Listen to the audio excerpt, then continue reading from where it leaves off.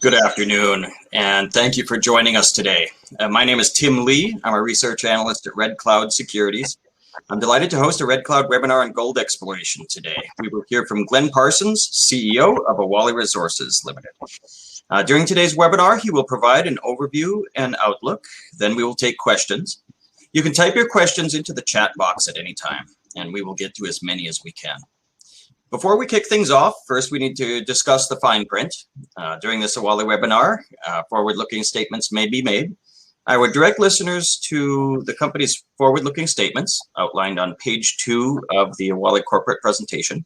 That can be found on the company's website, awaleresources.com.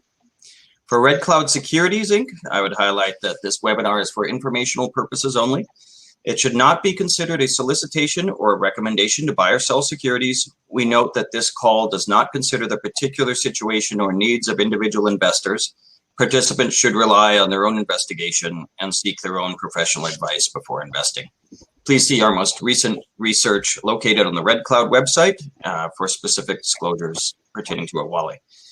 We have Awalé presenting today. The company is focused on advancing gold exploration projects in West Africa, specifically Cote d'Ivoire, and company management has extensive experience in the mineral exploration business. Without further ado, I now turn it over to Glenn to update our audience on the company.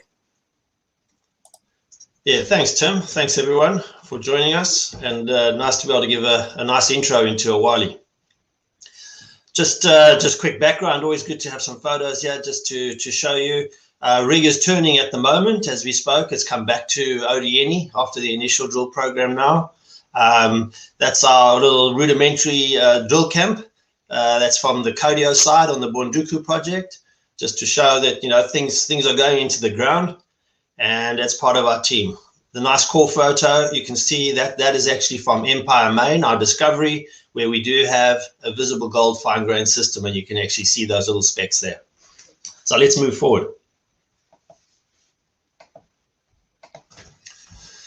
Okay, just, why Cote d'Ivoire? So really just to explain how we've actually spawned ourselves, we actually came from Mariana. I was the CEO of Mariana, which was purchased by Sandstorm in 2017. We acquired the Ivorian assets out of Mariana, and the reason we liked them is that effectively as Mariana, we had first mover advantage in moving into Cote d'Ivoire. It is a really underexplored region, although we have seen over the last 3 years, certainly exploration picking up, of which we've been at the forefront. Our projects were probably a lot earlier than most projects. So we actually, really were doing systematic exploration and building it up. But just quickly, in terms of location, at the moment, we would say our flagship asset in terms of most advanced asset is the Awalé project, where we have 400 odd square kilometers of granted tenement and a contiguous 400 square kilometers of application, and that's up in the northwest. It sits just regionally, it sits on a big north-south fault, which goes up into Mali and all the way down to Endeavour Zeti. And to note, we actually sit on that splay, we actually sit on the splay up on the left-hand side here, where it's splaying off into Guinea. Seguila, the Rocks Gold deposit, actually sits on an eastern splay further to the south, about 200 kilometers. We got Montage also on an eastern splay, which is around 3.2 million ounces of lower grade. Seguila is made up of 5 deposits, effectively high-grade deposits, and that's the one that probably the closest analogy that we see from our perspective. Sentiment is to the south of us as well. So we'll be delving into Awalé. And then to the right of Cote d'Ivoire, the northeast, we have our flagship exploration project, which is effectively 1,200 square kilometers of the Bonduku project, where we have, we have the Baroma belt and the Bolgatanga belt coming down into Ivory Coast, and essentially we see that as a bit of a confluence happening, and we see some nice fluid pathway there. So it is an underexplored region. It is mining friendly. 33% of West Africa is beryllium geology, and less than 10% of resources. So we see this increasing, and we see the drive. Obviously, it is a destination of choice.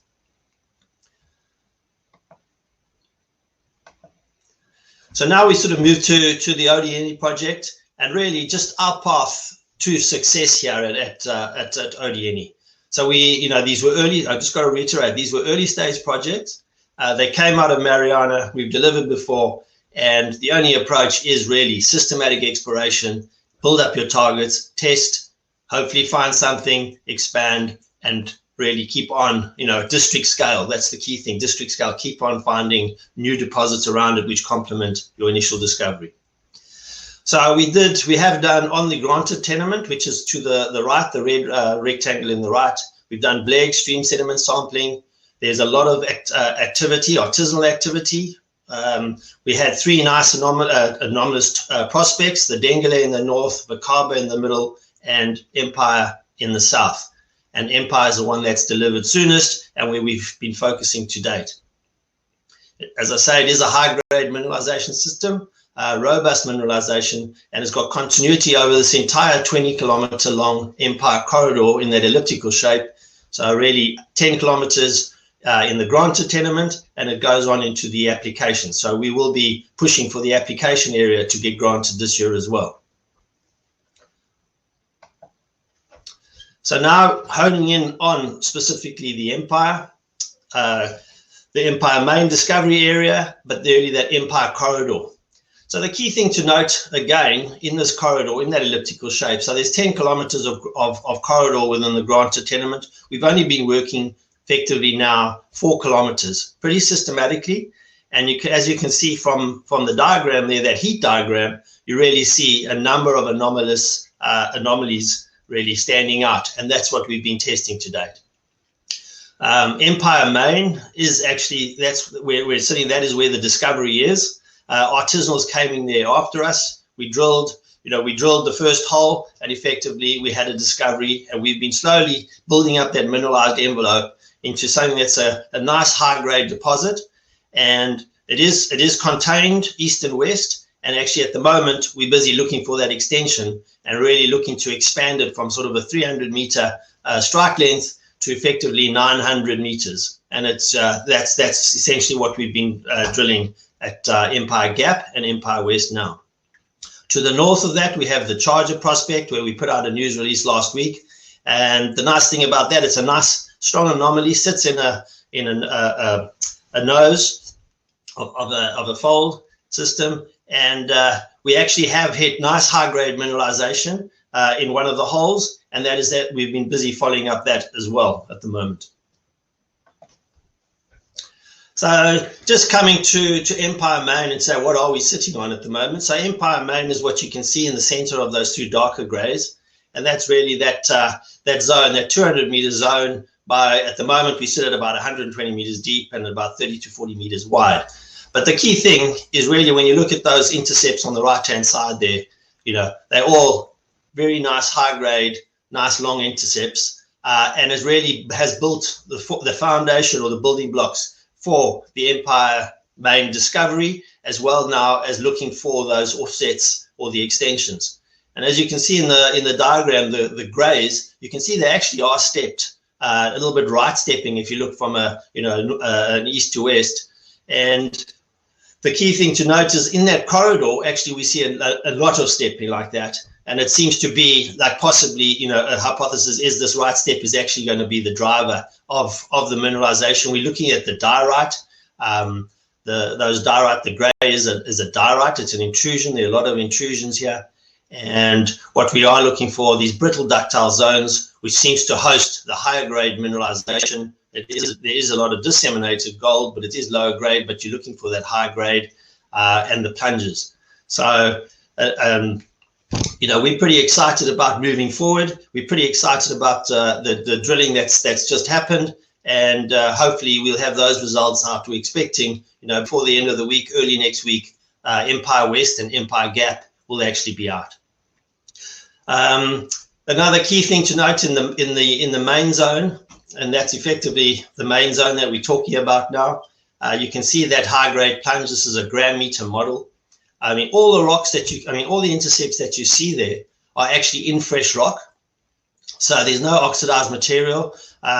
We have gone to surface, and there is mineralization at surface. The reason we don't show it in the oxide zone is really when we drilled these holes, we had a lot of artisanal activity. It was a lot of craters and holes from them. So not easy to actually drill there. So we actually now, hole 37 actually goes all the way to surface and sits at about 60 odd meters at high grade mineralization. We have done leach well testing, metallurgical testing, in terms of, as I say, leach well. Most of the high grade zones in that model actually have been tested, and we're looking at around about an average 95.4% recovery.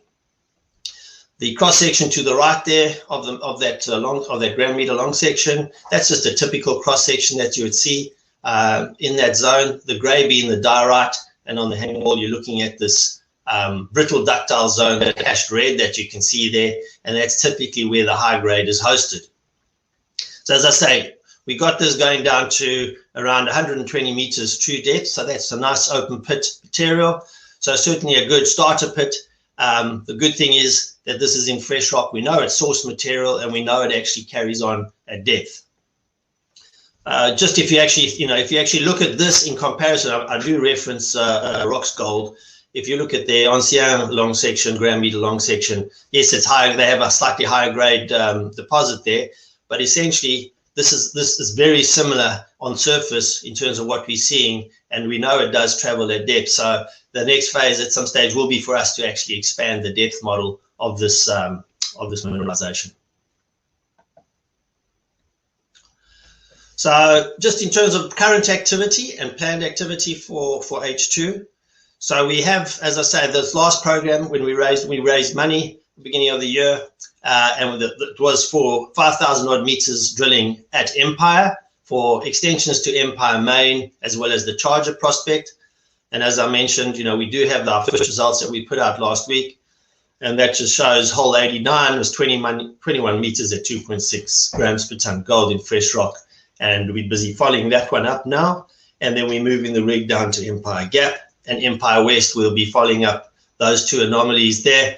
And we hope to actually be able to hit the diorite, that mineralized diorite, and hopefully be able to confirm that actually the main zone has actually been extended. So we will be readying. So we could be going to a resource phase at Empire Main if we wanted to. It's a little bit small at the moment, so the idea is to pull those ounces in. So we talk about growing ounces at Empire Main, and then looking for those proximal deposits which can actually enhance. So again, coming back to that Rox Gold type model, where we'll be seeing probably a number of deposits, from surface pulling together the project, and then obviously the underground potential going forward with the high grade. So we'll be finishing, as I say, finishing off Charger and Empire. And then really readying for drilling for Q4 to continue building ounces, as well as testing and developing those outside targets. And then furthermore, along that Empire corridor, as I say, we've only really been talking about 4 kilometers at the moment. We haven't even done the northern boundary of the Empire corridor. So we have started systematic work there as well, termitaria work, which we'll be seeing results coming through, and then actually also slowly moving across that 10-kilometer corridor. And then hopefully, again, as I say, we can push for the granting of our license or the application, granting of that, and then we can actually follow this activity, and as well as following artisanal workers as well. Then just moving to the the northeast, where we have our Bonduku. So as I say, this is our flagship exploration asset in terms of 3 granted tenements, and we're looking at what you're seeing there is really a grayscale mag diagram highlighting the structure. We have this sort of Z-shaped structure going to the north across the Awalé Shear and then back down Samanda. So we've been working there systematically. Again, the key thing, as I say, is systematic. This was greenfields, never been explored before, and we've actually taken it to now 62 odd kilometers of known mineralized trend, of which we have multiple targets. We have 12 targets just in Kodio alone. And then we have another now 14 targets all over the Awalé Shear and back down Samanda. So this, to the west, we have a more classic orogenic style system, shear zone, a lot of folding, a lot of deformation, and granite contact as well. So we have actually drilled now. We've done 5,000 or nearly 5,000 meters at Kodio, where we've tested four targets, and at Samanda, where we've tested one, and we'll just go through into those. So this is the north-south limb of that 60-kilometer mineralized trend that I was talking about. Kodio is around 17 kilometers. We've auger drilled this entire trend, and we have a number of targets here, of which we've drilled the initial 4. So we've got KA, KA2, KB1, and KB2. So that's been drilled now. So that we actually can see, on this north-south structure, we've got these left-stepping faults. So pretty similar to what we were seeing at Odieni, but here we've actually got left-stepping faults, and it's along those faults that we're seeing these higher anomalism targets coming through, and with rock chip samples with some pretty nice grades, up to 7 grams, up to 10 grams. So those have been drilled, and we're hoping for the results. They will be coming probably in July, and then looking for follow-up. We're going into the wet season, so it'll give us time to actually assess those results, specifically Bonduku, and then be able to plan for Q4, Q3, Q4, where we'll be able to do follow-up drilling on those 4, as well as opening up new ones. Then to the west of Kodio, so that's the Samanda, that's the other elliptical shape that you can see there. So Samanda is a really nice, strong anomaly. So that's about 300 meters by 300 meters by 300 ppb. Very similar to Odieni anomaly, the Odieni Empire Main. It also sits on a large granite contact. We talk about a bowed shape. That whole anomalism really touches on that granite contact to the west, and you can see that bowed shape. And again, this is also a typical orogenic system. We do see a large shear, large shearing, as well as folding, as well as breccias. So we have drilled at Samanda. We did around 600 meters at Samanda. Those are scout drilling. So all our drilling really to date of this year has been really scout drilling. It really is a case of building answers on the Odieni side, and then discovery drilling at Bonduku. The idea for us and for Awalé is effectively, we are this year, we are looking for a second discovery coming out of Bonduku, and hopefully a second one at Odieni. We are committed, very committed to a strong, our social license is extremely strong.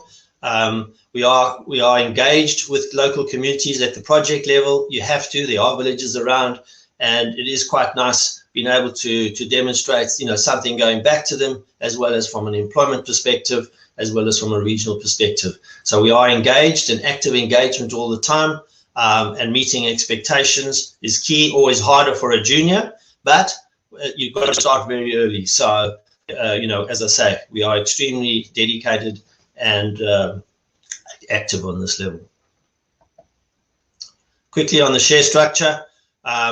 So we have 180 million shares in issue. We have, on the last 2 raises, issued warrants, as you can see from the insert, and those will hopefully be giving us some funding going forward. Cash on hand at the moment is around 1.6 million Canadian, and our market cap's around 16 odd million. In terms of, just reiterating, in terms of the board, myself, Glenn Parsons, previous CEO of Mariana Resources, Eric Roth, also director on the technical side, also previous CIO of Mariana Resources. Effectively, this is really a Mariana team that has been, that has moved on to the West African assets. Ron Ho is from Sandstorm, and then Director Dirk Hartman. On the ground, we have Andrew Chubb, who's my COO for Awalé. And the good thing is, probably our next webinar, we'll probably try and go into just a little bit more technical detail for you guys, to be able, and he will be able to talk to that. We have Karen on the IR side, and then in country, as I say, we operate really an Ivorian team down there. The only other expat would be Chief Geologist Andrew Smith, but effectively everybody else is Ivorian. On the shareholding, a nice mix of shareholding. We're actually starting to see institutional and family office change. Awalé is at that inflection point. If you look at our assets, where we've come greenfields to now, we've got brownfields with ODNE main, and the discovery really starting to formulate its path and actually be able to deliver. So we're at that stage where we're seeing the institutional change in us and the excitement coming through from an early stage. We're quite excited about that. And as I say, directors and management and us, and obviously our key supporters, Capital, who actually were part of our drilling from the not this program, but the program before. They've invested in us, and then Sandstorm Gold has been an investor from the inception all the way through at every raise. So just a quick sum up. ODNE, our first new gold discovery, high grade. Okay, we're going to build those gold ounces along strike, and then defining new proximal economic targets to actually complement, in that sort of 5 to 10K radius around, and be able to pull that into what we think is going to be a mine in the future. We will be doing some geophysics over the property and over the application. And then we just, ongoing work in terms of new target generation. But really, and then the key is obviously new drilling to build those ounces, what we see in Q4 going into early next year. And then Bonduku, where we really believe we are poised for this discovery. And we've got, scout drilling planned for the end of the year. So we do have to wait till the rains here. 5,000 to 7,500 meters would be ongoing work in terms of being able to expand on what we found now. And then the new targets, bringing some of those new targets really to drill ready stage. And that really sums it up for us. Thank you. Great. Thank you, Glenn, for a very informative presentation. We will now start the Q&A portion of the webinar. A reminder to everyone on the line that you can type your questions into the chat box at any time.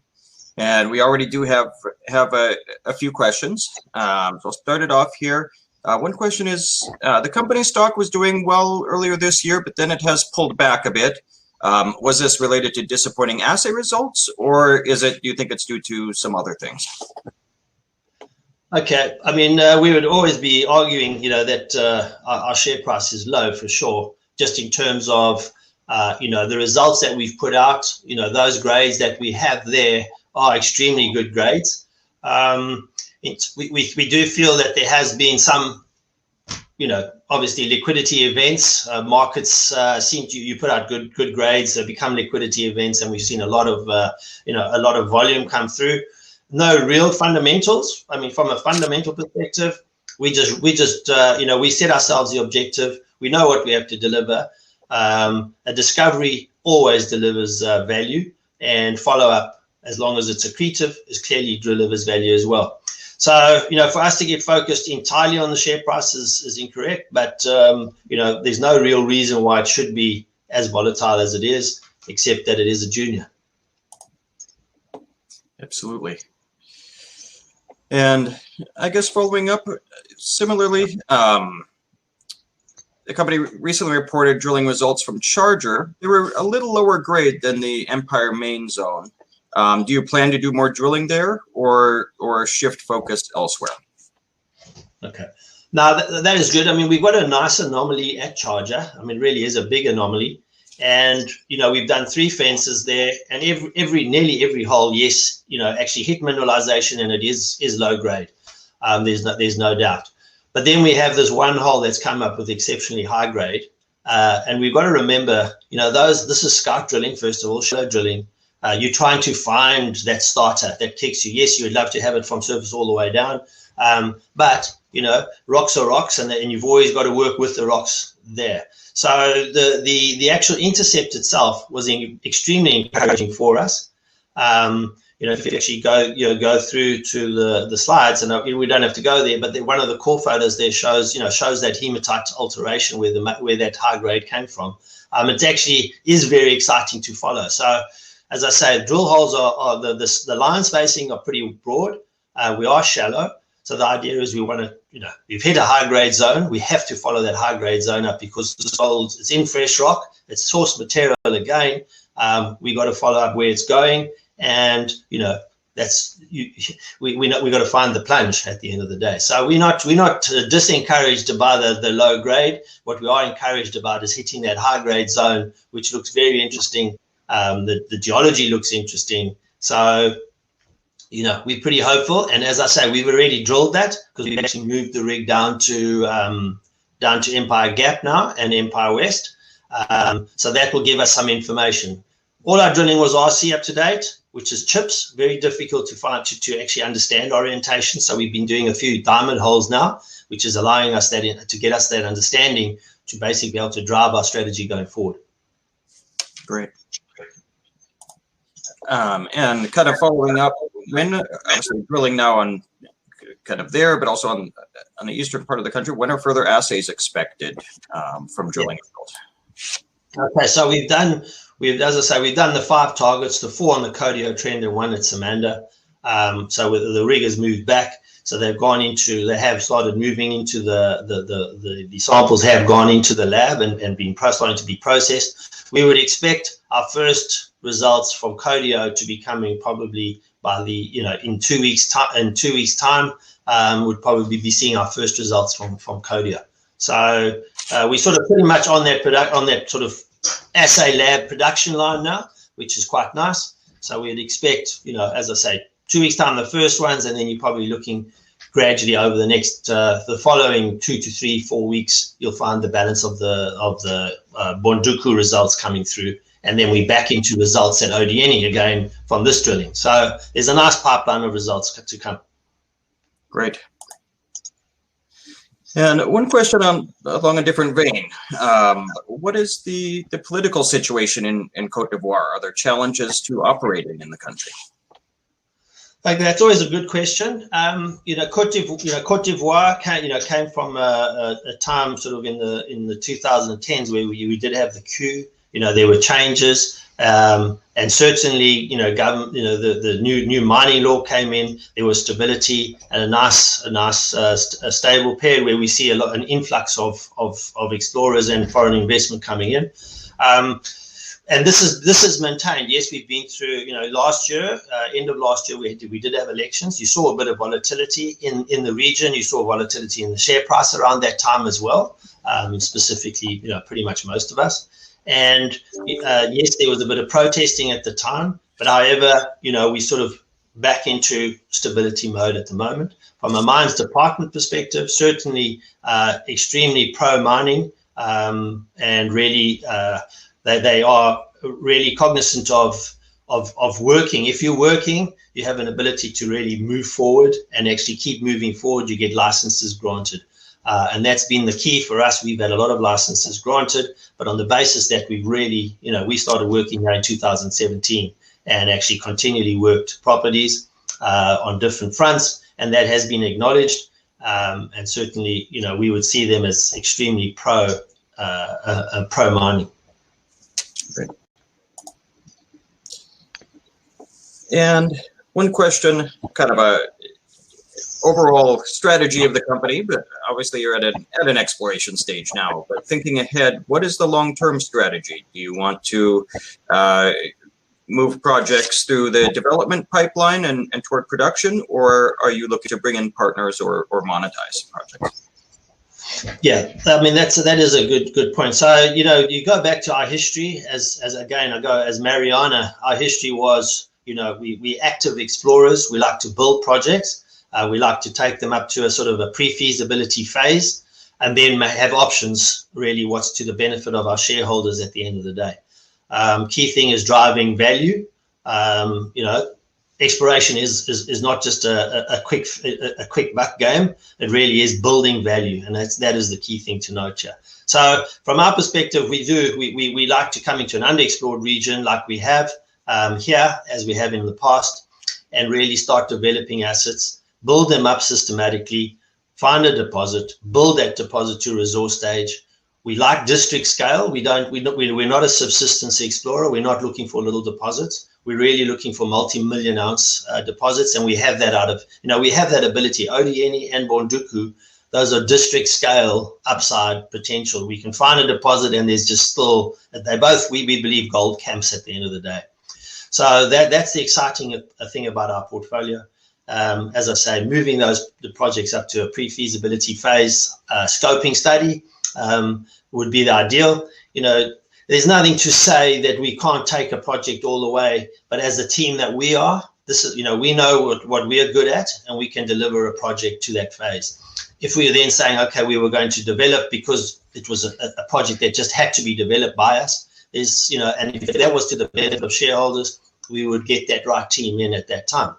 But so a long story there to answer the question, but in principle, we are explorers, and we like to build the underlying resource to a phase where we have confidence and we have upside that a partner can come in. And there's, we had a partner in Turkey, the Hod Maden deposit.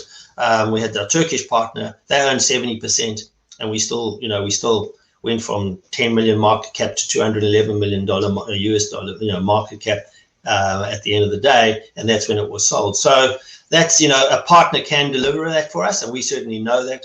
So we're not opposed to working with partners and having a joint venture partner for sure. And we'll just make sure we're delivering the right value for shareholders, and we can deliver the right value.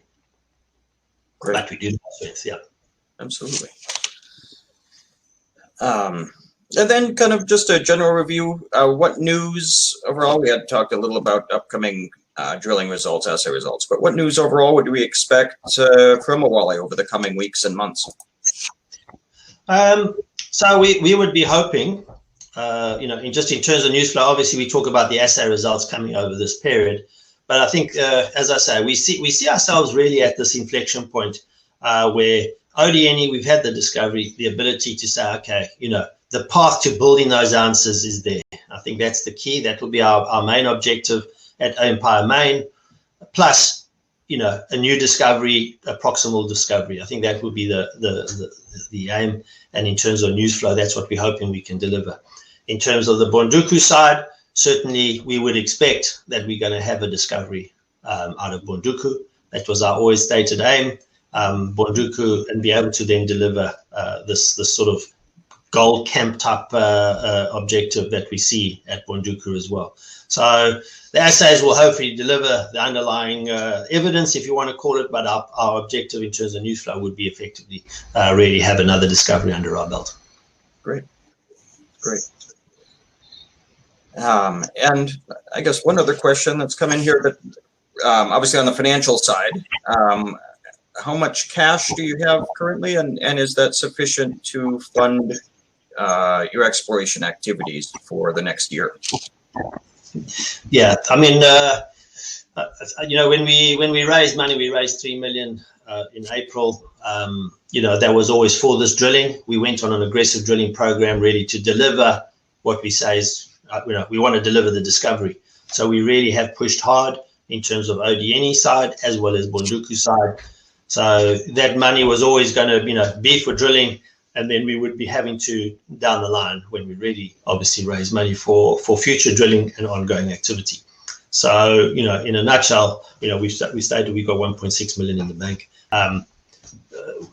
Come down the line, into the new season, we do need money to carry on for sure. I don't think I have to tell them that. Great. All right, great. Well, I think that's all the questions we have for right now. Though that gives a great summary of the activities and pretty exciting exploration potential and in West Africa here. So in conclusion, I'd like to thank Glenn Parsons from Awalé, and thank you everyone else for tuning in today. Just a reminder that Red Cloud Securities will be back tomorrow and Thursday afternoon when we present our Drilling Deeper series, this time focused on mining and exploration in South America, June 23rd at 2 p.m. Eastern and June 24th at 4 p.m. And have a great rest of your day. Thanks very much, Tim.